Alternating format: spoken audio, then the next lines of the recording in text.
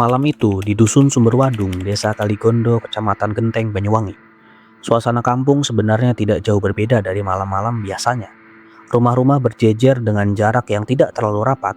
Sebagian penghuninya sudah tidur, sebagian lagi masih mengobrol di teras sambil menunggu udara sedikit lebih sejuk. Tapi beberapa hari sebelumnya ada yang aneh terjadi di sana. Ternak-ternak warga mati satu persatu tanpa sebab yang jelas. Tidak ada penyakit yang terlihat dan tidak ada tanda-tanda kekerasan. Hanya bangkai yang ditemukan begitu saja di kandang. Di kampung-kampung semacam ini, kematian misterius tanpa sebab selalu punya penjelasan yang siap pakai. Dan penjelasan itu biasanya mengarah ke hal-hal yang mistis. Kecurigaan warga jatuh ke seorang lelaki bernama Sumarno Adi. Usianya 35 tahun dan dia dikenal sebagai guru bela diri di kampung itu. Entah dari mana asalnya, namanya mulai disebut-sebut sebagai orang yang punya kemampuan menyantet. Tuduhan semacam itu begitu terlontar di kampung yang sedang cemas, terus menyebar dan mulai diyakini sebagai kenyataan. Lalu pada tanggal 4 Februari 1998, kecurigaan itu kemudian berubah menjadi kekerasan. Sekelompok warga mendatangi Sumarno dan menuduhnya sebagai dalang di balik kematian ternak-ternak itu. Lalu warga mengeroyoknya sampai tewas. Jadi tidak ada proses peradilan di sini. Bahkan Sumarno tidak diberi kesempatan untuk membela diri. Dan di tengah suasana yang sudah dipenuhi ketakutan itu, tuduhan ternyata cukup untuk mengakhiri sebuah nyawa. Kematian Sumarno jadi yang pertama dari ratusan yang menyusul sepanjang tahun itu. Dalam 10 bulan berikutnya, Jawa Timur perlahan berubah jadi ladang pembantaian dengan pola kematian yang makin lama makin sulit dijelaskan sebagai sekedar amuk warga biasa. Ada jejak di balik semua ini yang mengarah ke sesuatu yang lebih besar daripada sekedar ketakutan kampung terhadap ilmu hitam. Sesuatu yang melibatkan kepentingan politik di level yang sama sekali tidak dibayangkan oleh warga yang kehilangan keluarganya malam itu. Jadi, siapa yang sebenarnya mendalangi kerusuhan ini? Mari kita bahas. Untuk memahami kenapa tragedi sebesar ini bisa terjadi, penting untuk melihat dulu bagaimana kepercayaan pada santet hidup dalam keseharian warga Banyuwangi jauh sebelum 1998. Ini bukan sekedar tahayul yang sesekali muncul di obrolan warung kopi.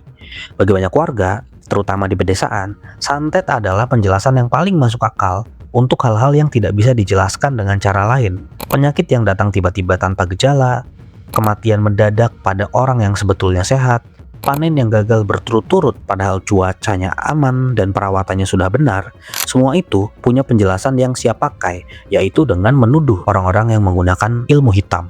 Dan parahnya, tuduhan semacam itu tidak pernah disertai dengan bukti-bukti. Kepercayaan seperti ini biasanya berhenti sebagai kecurigaan yang dipendam, atau yang paling jauh menjadi gosip yang menyebar dari rumah ke rumah. Tapi kadang-kadang, ketakutan itu meledak jadi kekerasan yang nyata. Misalnya pada tahun 1981 di Jember, wilayah yang berbatasan langsung dengan Banyuwangi, kecurigaan serupa memicu gelombang pembunuhan yang menewaskan sekitar 27 orang. Lalu 6 tahun kemudian, tahun 1987, giliran di wilayah Banjarsari, Banyuwangi, yang mengalami kejadian serupa, dikenal luas sebagai kasus Wirjo, dengan korban yang jumlahnya juga mencapai puluhan. Dua peristiwa ini penting untuk dicatat agar kita bisa memahami tragedi penghilangan nyawa massal terhadap orang yang dituduh dukun santet pada tahun 1998. Kedua peristiwa tadi menunjukkan bahwa pola kekerasan berbasis tuduhan santet sudah menjadi semacam pemicu yang sewaktu-waktu bisa menyala di wilayah ini. Warga sudah pernah melakukannya sebelumnya. Mereka tahu bagaimana caranya dan yang paling penting, mereka tahu bahwa aparat jarang menindak pelaku dengan serius. Pemicu ini tinggal menunggu waktu untuk meledak. Dan pada akhirnya, ledakan itu terjadi pada tahun 1998 dalam bentuk yang jauh lebih besar daripada sekedar krisis lokal.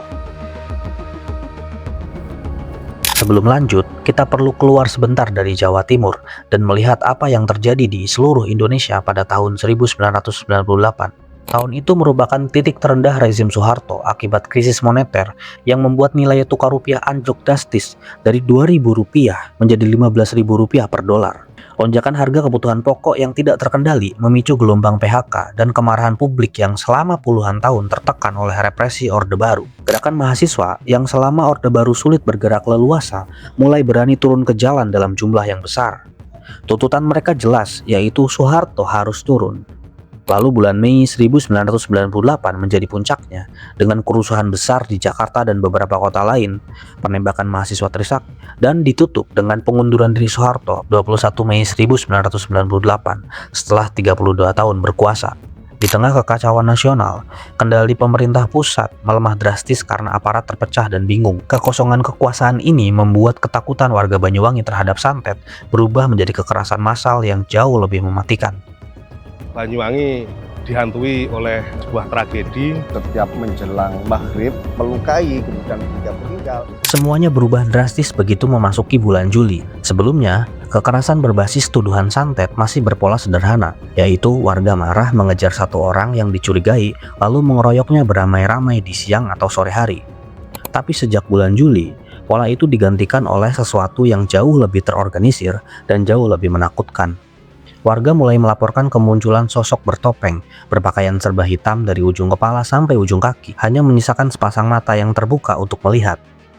Mereka bergerak dalam kelompok kecil, biasanya 3-5 orang, dan pergerakannya jauh lebih rapi dibanding kerumunan warga yang tersulut emosi. Warga menyebut mereka sebagai ninja, istilah yang kemudian menyebar cepat lewat media lokal dan menjadi label yang melekat sepanjang sisa tahun itu. Pola serangan kelompok ini nyaris selalu sama, seolah mengikuti naskah yang sudah dilatih berkali-kali. Malam hari, di sebuah dusun yang menjadi target, aliran listrik dari PLN tiba-tiba padam, hanya beberapa detik, cukup untuk membuat seisi rumah panik dalam gelap. Dalam kegelapan itulah, para ninja ini bergerak, masuk ke rumah target, melakukan eksekusi dengan cepat, lalu menghilang. Begitu mereka pergi, listrik menyala kembali, seolah tidak terjadi apa-apa, meninggalkan warga yang baru saja sadar ada anggota keluarga mereka atau tetangga mereka yang tiba-tiba sudah tidak bernyawa. Sebagian penyerang tercatat membawa alat komunikasi dua arah untuk saling berkoordinasi antar kelompok yang bergerak di lokasi berbeda pada waktu yang hampir bersamaan. Ini adalah detil yang sulit sekali dijelaskan sebagai bagian dari amuk massa yang spontan. Peternak yang marah karena ternaknya mati tidak biasanya membawa alat komunikasi profesional, apalagi sampai mengatur pemadaman listrik yang presisi sampai hitungan detik. Jumlah korban melonjak drastis. Dari hanya 5 kasus di bulan Juli, jumlahnya melompat menjadi puluhan di bulan Agustus, bahkan mencapai 8 hingga 9 kematian dalam sehari di bulan September. Lonjakan secepat ini tidak wajar untuk kekerasan spontan. Pola ini menunjukkan bahwa kekerasan di Banyuwangi kemungkinan besar memang dirancang dan digerakkan secara sistematis. Ada perubahan lain yang sama pentingnya dengan munculnya para ninja, dan hal inilah yang menunjukkan adanya kepentingan lain di balik kekerasan ini. Awalnya, korban kekerasan adalah orang-orang yang sudah lama dicurigai sebagai dukun santet. Biasanya orang yang menyendiri atau dianggap aneh oleh tetangga. Namun, saat fase ninja dimulai, targetnya berubah total. Yang diincar bukan lagi orang yang dicurigai punya ilmu hitam, melainkan ketua RT, ketua RW, guru mengaji, dan terutama para kiai yang kebanyakan merupakan anggota Nahdlatul Ulama. Perubahan target ini sulit dijelaskan jika alasan utamanya hanyalah ketakutan pada santet. Kiai dan guru mengaji justru sering menjadi sosok yang membantu warga melawan santet dengan doa dan nasihat. Karena tokoh-tokoh inilah yang justru dibunuh, ada kemungkinan besar bahwa tuduhan santet hanyalah alasan palsu. Target sebenarnya adalah kekuatan dan pengaruh mereka di masyarakat. Momen inilah yang mengubah segalanya. Tragedi yang awalnya tampak sebagai masalah warga biasa berubah menjadi masalah politik yang direncanakan. Salah satu dokumen yang paling dicurigai sebagai peta kematian adalah radiogram resmi Bupati Banyuwangi, yaitu Purnomo Sidik. Radiogram tersebut bernomor 300-439.013-1998. Melalui surat ini, Bupati memerintahkan aparatur desa untuk mendata warga yang diduga dukun santet. Secara resmi, pemerintah daerah mengklaim bahwa pendataan ini bertujuan untuk melindungi warga dari amuk massa. Namun, kenyataan yang terjadi justru sebaliknya. Daftar tersebut bocor ke publik dan nama-nama yang ada di dalamnya justru menjadi target utama pembunuhan. Kecurigaan ini diperkuat oleh kesaksian Camat Purwoharjo yang menyebut ada rapat antara kepala desa dan polisi pada tanggal 11 Februari 1998, jauh sebelum puncak pembantaian terjadi. Rapat itu disinyalir membahas instruksi dari bupati tersebut. Hal ini memicu perdebatan soal waktu penerbitan radiogram. Bupati sendiri mengklaim bahwa radiogram itu baru dikeluarkan pada 16 September 1998 sebagai langkah darurat, sementara bukti dan kesaksian orang-orang justru mengarah ke awal Februari. Di sini terjadi kebingungan antara mana pernyataan yang benar. Jika versi Februari yang benar, maka radiogram tersebut bukan sekadar respons terhadap kekacauan, melainkan justru menjadi pemicu gelombang penghilangan nyawa secara massal. Tim pencari fakta yang dibentuk pengurus wilayah Nahdlatul Ulama Jawa Timur lewat penyelidikan lapangan yang panjang.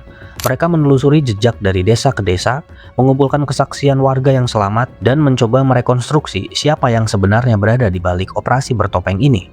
Temuan mereka menunjuk pada keberadaan koordinator lapangan yang bertugas merekrut eksekutor bayaran. Sebagian diantaranya didatangkan dari luar daerah, bukan warga lokal Banyuwangi. Sistem operasinya digambarkan cukup rapi, yaitu target diserahkan dalam bentuk amplop berisi nama lengkap, alamat, dan sejumlah uang tunai sebagai bayaran. Kemudian, didistribusikan lewat kurir yang bergerak menggunakan sepeda motor dari satu titik ke titik lain.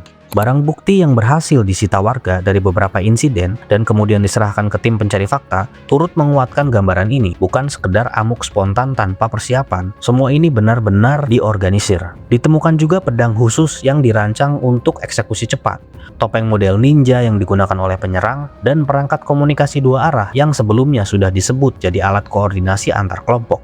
Salah satu insiden yang paling sering dikutip dalam beberapa laporan terjadi di kawasan Rungkut, Surabaya. Warga setempat berhasil menangkap basah seorang pria berpakaian serba hitam yang mencurigakan pada malam hari. Dan setelah diperiksa, ternyata pria itu adalah anggota militer aktif dari Garnisun Surabaya. Kasus ini sempat menimbulkan kehebohan karena jadi salah satu bukti paling konkret yang menghubungkan langsung antara sosok ninja dengan institusi militer, bukan sekedar dugaan atau kesaksian yang tidak langsung.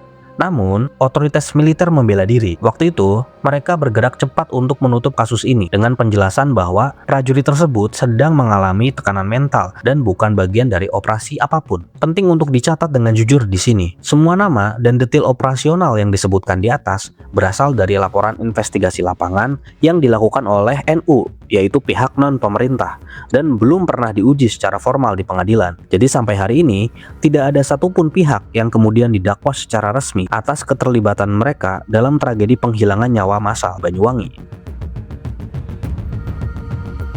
Di sisi lain, seorang antropolog bernama Nicholas Herriman justru meragukan narasi bahwa tragedi ini adalah sebuah operasi militer yang terencana. Menurutnya, Indonesia saat itu sedang sangat lemah akibat jatuhnya Orde Baru, sehingga kendali pemerintah di tingkat bawah menjadi ikut goyah.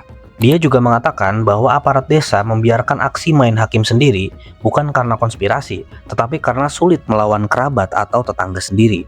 Selain itu, suasana penuh ketakutan juga memicu paranoia, menyebabkan banyak warga tak bersalah, termasuk penderita gangguan jiwa, menjadi korban fitnah. Pandangan ini mungkin benar bahwa awal kekerasan dipicu oleh kecemasan sosial, namun ketika situasinya memburuk, pihak lain bisa saja memanfaatkannya untuk kepentingan politik.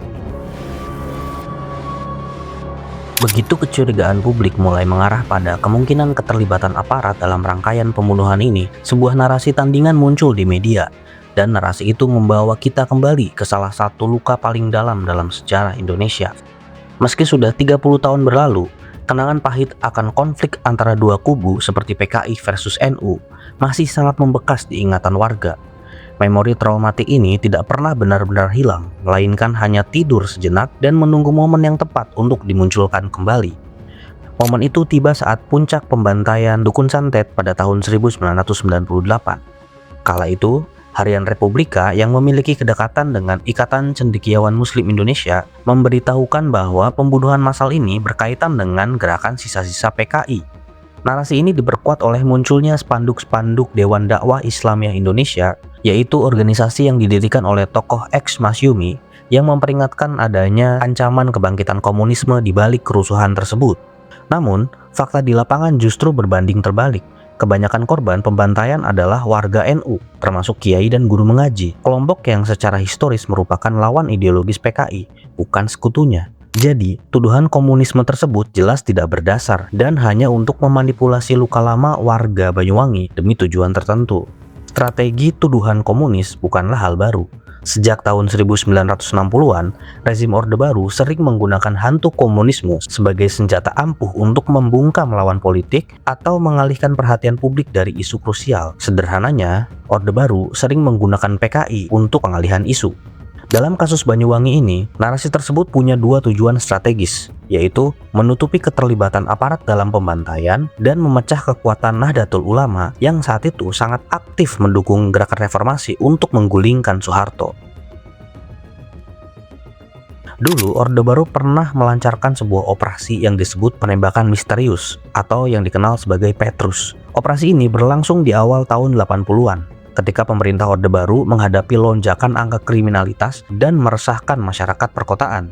Tapi, bukannya menempuh proses hukum yang normal, justru muncul gelombang penembakan terhadap orang-orang yang dicap sebagai preman atau residivis. Operasi ini dilakukan oleh penembak misterius yang tidak diketahui identitasnya secara resmi. Korban yang jatuh diperkirakan mencapai ribuan orang di seluruh Indonesia. Jenazah mereka sering ditemukan begitu saja di pinggir jalan atau di tempat umum, seolah sengaja dipertontonkan sebagai peringatan bagi siapapun yang berpikir untuk melakukan kejahatan serupa. Kesamaan formula antara Petrus dan pembantaian dukun santet di Banyuwangi sulit diabaikan begitu saja, apalagi jika kita telusuri lebih dalam, karena keduanya memiliki format yang sama dan pola yang sama. Keduanya melibatkan eksekutor tanpa identitas yang bergerak di luar prosedur hukum dan menyasar kelompok yang sudah distigmatisasi oleh masyarakat luas. Kalau di era Petrus, residivis dan preman jelas memiliki citra yang buruk. Di Banyuwangi, dukun santet yang menjadi sasarannya. Keduanya dibiarkan berjalan oleh aparat yang seharusnya bertugas mencegah kekerasan semacam ini. Kenapa dibiarkan? Karena masyarakat pun tidak akan mempermasalahkannya, toh keduanya memiliki citra yang buruk. Kemiripan pola ini memperkuat dugaan bahwa apa yang terjadi di Banyuwangi bukan sesuatu yang muncul begitu saja dari kekosongan, melainkan kelanjutan dari blueprint operasi yang sudah pernah dipakai sebelumnya oleh unsur-unsur tertentu dalam struktur keamanan Orde Baru, atau sederhananya, polanya hanya didaur ulang saja dengan nama yang berbeda. Tahun demi tahun berlalu, namun keadilan masih terkubur. Hingga hari ini, tidak ada satupun aktor intelektual di balik pembantaian massal ini yang tersentuh oleh hukum. Pengadilan Negeri Banyuwangi pada masanya hanya menghukum para pelaku lapangan seperti petani atau sopir yang menjadi eksekutor. Padahal, dalam persidangan, banyak terdakwa secara gamblang menyebut keterlibatan kepala desa hingga aparat teritorial yang memberi instruksi dan restu. Tapi sayangnya, nama-nama orang besar ini tidak pernah dipanggil, apalagi diadili. Jalan panjang menuju kebenaran menemui jalan buntu. Setelah proses penyelidikan panjang sejak 2015, Komnas HAM akhirnya menetapkan tragedi ini sebagai pelanggaran HAM berat pada Januari 2019 dengan total 309 korban jiwa di Jawa Timur. Namun, berkas penyelidikan yang diserahkan ke Kejaksaan Agung hingga kini hanya terhenti, selalu terbentur alasan yang klasik, yaitu kurangnya alat bukti formil. Titik terang baru muncul pada Januari 2023 ketika Presiden Joko Widodo akhirnya mengakui peristiwa ini sebagai salah satu dari 12 pelanggaran HAM berat masa lalu. Namun, pengakuan ini terasa hambar karena penyelesaian yang ditawarkan hanya bersifat non-yudisial, sebatas pemulihan simbolis bagi korban dan keluarga, tanpa pernah menyentuh pertanggungjawaban pidana bagi siapapun yang mendalangi pembantaian ini. Sepanjang 1998, ratusan nyawa melayang di Banyuwangi atas tuduhan yang tak pernah terbukti secara hukum. Tragisnya, banyak korban justru adalah guru ngaji dan kiai, sosok pelindung umat yang mestinya berdiri paling depan melawan ilmu hitam, bukan dituduh sebagai pelakunya. Para pembunuh mereka datang bagai bayangan, wajah tertutup, bergerak presisi di tengah kegelapan, lalu lenyap tanpa jejak untuk diadili. Sementara itu, upaya menutupi kejahatan ini dilakukan lewat taktik lama, menyebar narasi palsu di media dan spanduk tentang kebangkitan komunisme, sebuah strategi usang yang puluhan tahun dipakai untuk membungkam kebenaran dan memecah belah warga. 25 tahun lebih sejak malam berdarah di Kaligondo, pertanyaan itu masih menggantung dan mencekam. Siapa sebenarnya yang memadamkan listrik dan menebar maut malam itu? Dan sampai kapan misteri ini dibiarkan terkubur tanpa pernah ada satupun pihak yang dipaksa bertanggung jawab di depan hukum? Tidak ada yang tahu.